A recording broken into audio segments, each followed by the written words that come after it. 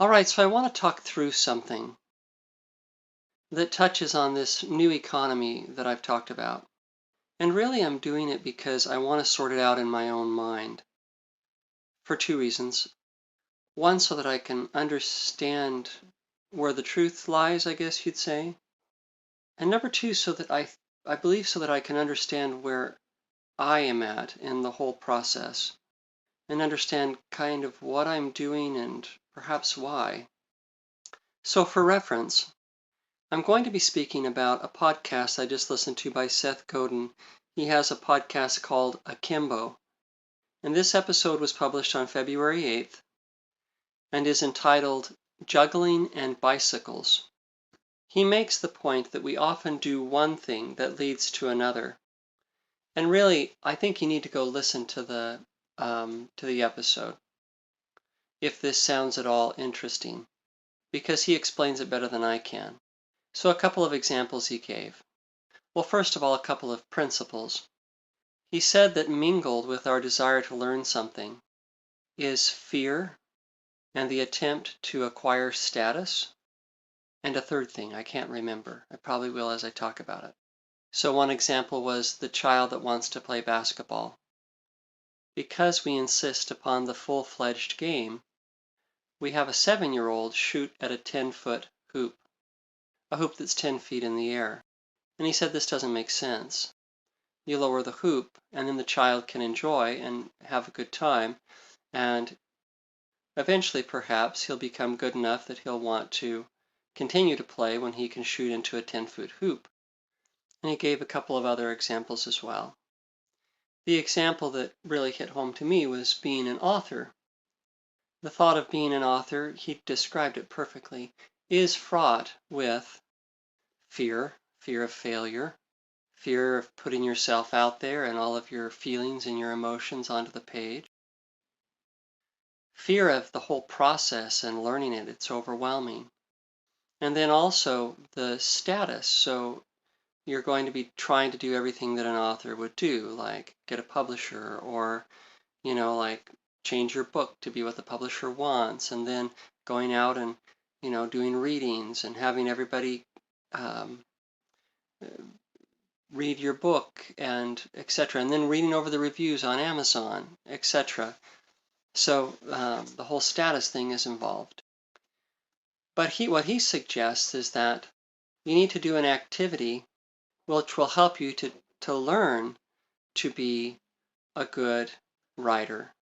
Just like the 7-year-old child who's playing a totally different game, shooting into a hoop that's not nearly high enough, because that's how he learns to become a basketball player, not by trying to do the thing that is impossible for him to do up front. Same with the author. He writes in his blog, he writes for his YouTube channel, he writes a story, he tells a story to a few people, he tells the story again and again until it gets better and better and until they become wrapped. He writes story after story, and he puts these stories out into the world, oftentimes for free, just so that he can practice and have fun and enjoy the craft and learn the craft.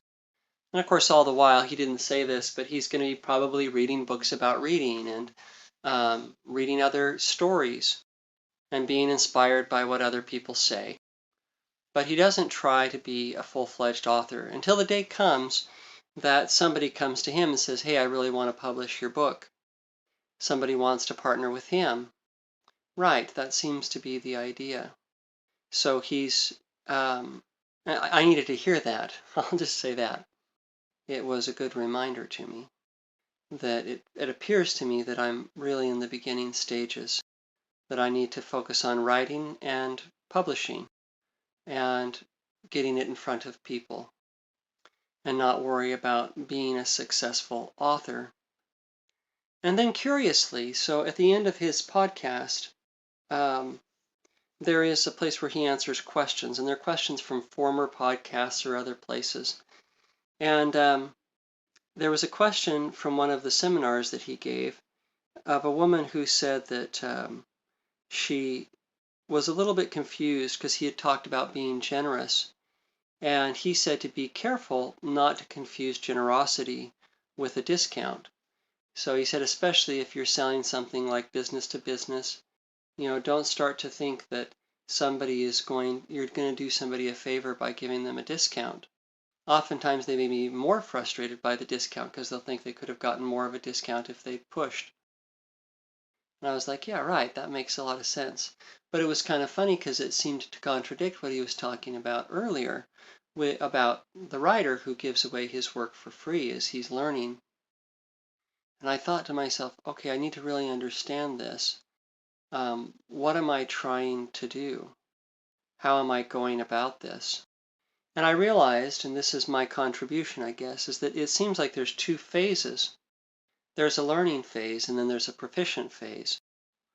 Somebody's learning to be a good writer, and while they're doing so, it's all just for fun.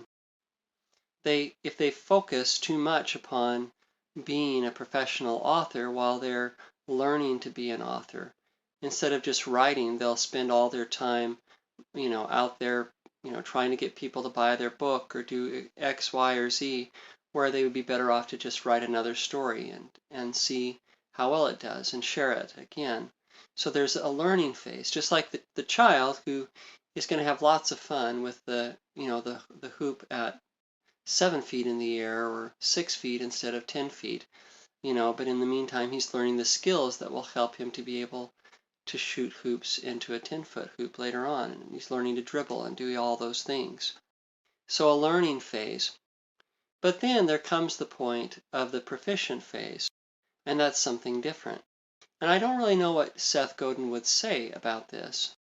The one thing he did say was that he said, I hope that whatever you're offering, you feel like what you're offering is worth more than what you're charging. And he gave the example of somebody who is having their appendix out, and obviously saving their lives by having their appendix out is worth more to them than the, however many tens of thousands of dollars it costs to have the operation. But he said that being generous meant something different. It's the way that you are with the people. It's an emotional generosity, basically. But I'm also curious about something else with regards to all of this. And here's where my contribution comes in. So there comes a point where a person becomes proficient, where if their goal had been to make a living or to make money, let's say, if their goal had been to make money, then once they are proficient and people are beating down their doors to be able to, say, for example, the author who now a publisher is beating down their door saying, we'll give you, a $200,000 advance if you'll let us publish your next book. Or let us publish, something you've already published under our, our company, whatever. Then there's something else that comes into play. And I think it gets close to what Seth was talking about when he said, don't confuse generosity with giving discounts. Because generosity sometimes involves, if not a discount, an attempt to relieve the financial burden of the people that you serve. And this is the world or the game which the world is now playing. The world is like playing a game of testing the waters of how much can we push this limit? How much can I give away for free? Not during the period when I'm learning, but at the point where I'm proficient. And so we have people who have YouTube channels who charge thousands of dollars for their services, but they're giving away much of the information for free on YouTube. And this is a fascinating time. And what I want to suggest is that what we're really doing is we are testing out and like sticking our toe into the water of what is really a new world. So the world right now functions in this place of I'm not going to, well, it has for its history. That basically, and the thing that we don't realize is that it's not just one more change in the economy.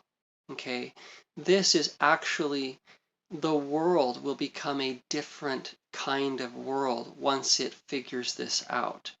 Like if you can imagine, if there are levels of worlds, okay, and there's a baser world here, and then there's a higher world, and then a higher world, okay, what we are doing in playing with this is we are testing the limits of, and what we're doing is we're actually um, um, seeing how can we bridge the gap, not from one economy to another, not just a change in the economy, but to a moving to a different world, a world where things are given away, ultimately, eventually, for free.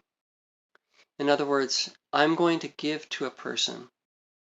I'm going to render the service before and without even knowing that I'm going to receive payment, and trust that payment will come in some other way.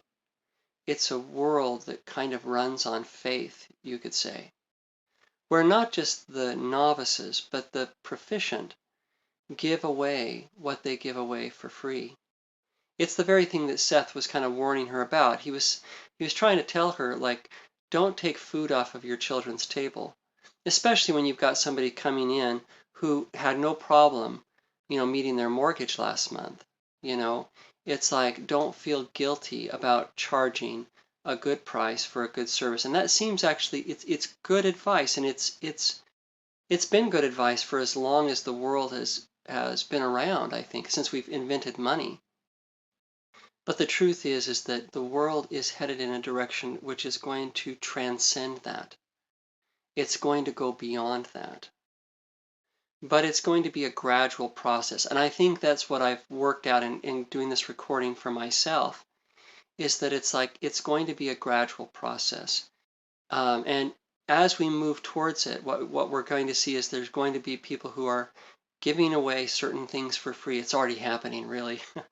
They're giving certain things away for free here, like with the left hand, but they're not letting their right hand know what their left hand does, because on the right hand, they're selling the same information to somebody who can afford it. I think you'll discover this, and that the thing, and of course they put a label on it. It's like, well, if you go to my Patreon page, I'll have special videos that are just for you. But then they'll make other videos that'll cover the very things that they covered on their Patreon videos. And so it's kind of a game that we're all playing, because at this point, we haven't fully bridged the gap to the other economy. And I have the feeling that a turmoil will come, because the last step will be one of faith, you could say. It'll be almost, it's like that step you make, like when you get on the horse for the first time and you're afraid of riding a horse. And there are those who will say, you'll never get me on a horse. And that's kind of the idea, is that there will be those who will hold back and say, no, we have to hold on to the old way of doing things. And I think that's all that I have to say. I think I've worked out the idea in my mind for my own sake.